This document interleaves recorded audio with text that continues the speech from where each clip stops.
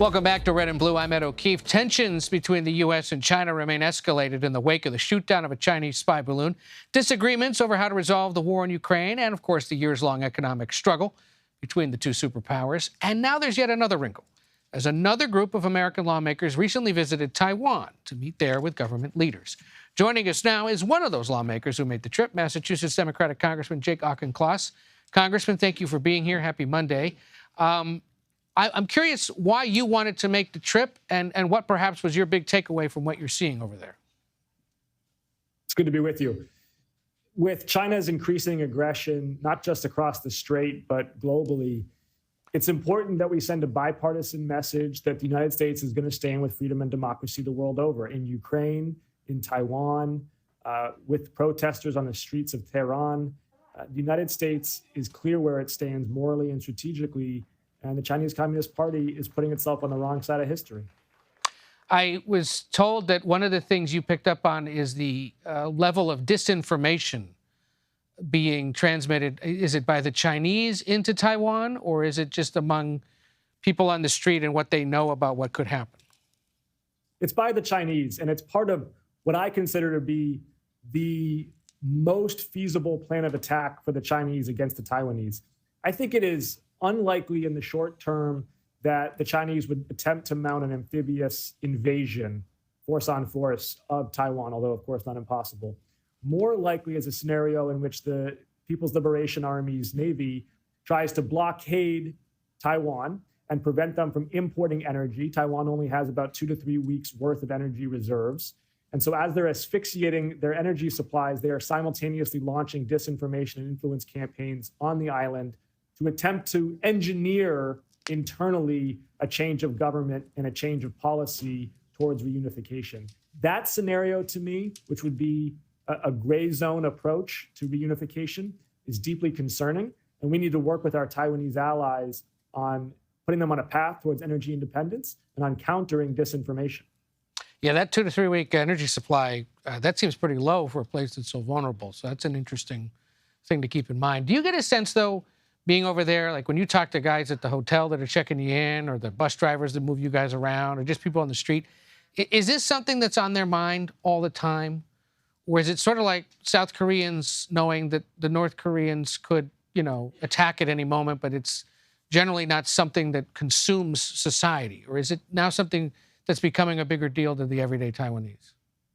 The Taiwanese are not panicked. Business, politics, civil society, they are pragmatic. They understand the gravity of the risk they are facing, but they are not panicking. They feel like they have an approach to cross-strait relations, what they call the dynamic status quo, meaning that they want to preserve the strategic ambiguity around one China. They want to preserve and increase the deterrence that they have. And they want to continue to expand trade and investment ties overseas, and particularly deepen their bond with the United States and Japan. So the policymakers and the business leaders I spoke to are deeply pragmatic. They do not discount the risk, but they are not going to allow the risk of Chinese invasion to consume their lives or affect their the course they want to chart for their own destiny.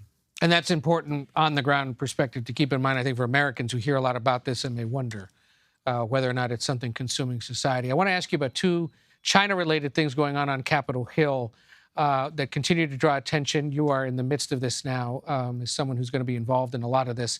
First off, there's a new piece of legislation in the works that essentially would allow the president to ban the use of TikTok across the United States. He now has the authority to ban it off of federal devices, and it appears the White House is working on that.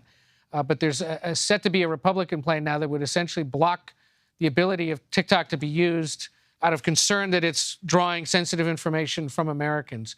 Would you support that kind of legislation?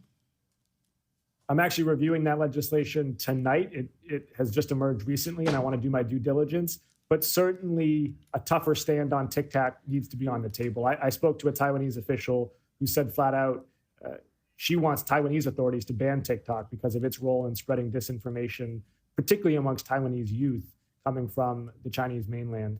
And we should not be complacent about the real both cyber security threats and also the disinformation and really mental health detriments that TikTok can have on American youth as well. So it needs to be on the table, but I need to do my homework. Well, we'll check back on you on that. But the other thing I want to ask you about real quick, you are a member of the new House Select Committee on China, which has its first primetime hearing tomorrow night. What do you hope to learn? What do you hope this panel focuses on? This Select Committee, I think, has two core missions. One is to build shared awareness throughout Congress on the scope of the challenge that the CCP poses and what activities they've been engaged in, because they're multifarious.